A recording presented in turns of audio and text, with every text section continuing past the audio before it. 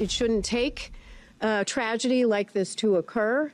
Unfortunately, one did, and so we are calling on action, but there clearly were indicators where safety trending could have occurred.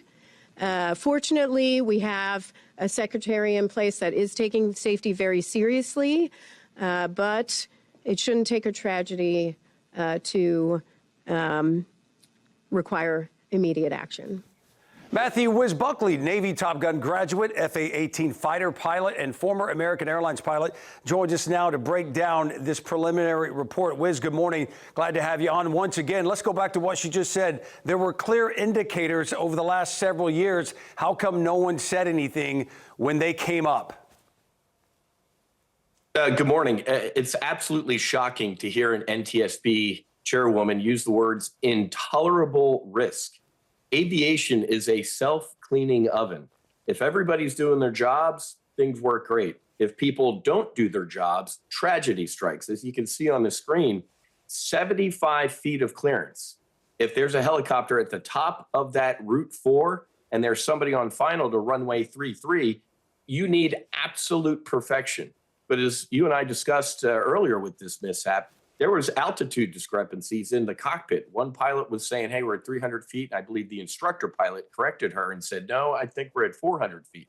So we have this multi-million-dollar Black Hawk helicopter with altitude issues and 75 feet of clearance. This was just a recipe for disaster. Okay, so whose job was it then to look at those indicators over the last 3 or 4 years, the thousands of times that things like that, the near miss happened? Whose job was it to say, hey, something needs to happen here? Because a week after this accident, you were on here talking about, hey, this doesn't look right. When this is going in this zone and this one's coming here, to a layperson that has no aviation background, I knew looking at it, our viewers knew looking at it, that didn't look right. Planes coming in and helicopters going up. Another saying in aviation, complacency kills. So we had 3 years under the previous administration, the FAA director. I remember the Biden administration nominating a director for the FAA who didn't even know how a wing worked, right? So complacency kills.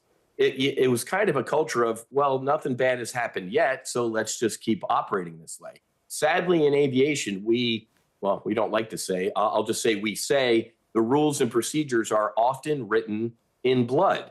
Something bad happens, and then we have to knee-jerk reaction say, okay, well, we have to stop doing this. But let's go back to what you and I talked about day one of this mishap.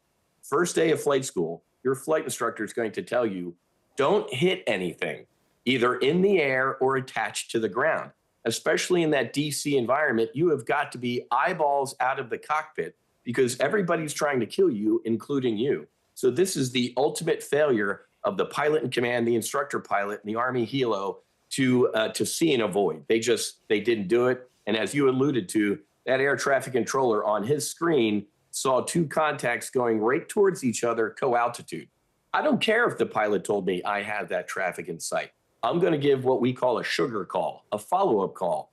Pat 25, confirm you have traffic, left 11, co-altitude, a mile, acknowledge.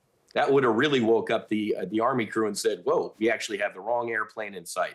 This is 100% pilot and a little bit controller error. Matthew, if you're the attorney for one of the families that had someone on that plane that died, are you chomping at the bit hearing this information coming that there were warnings in the past regarding a situation like this and, of course, ultimately ended in their deaths?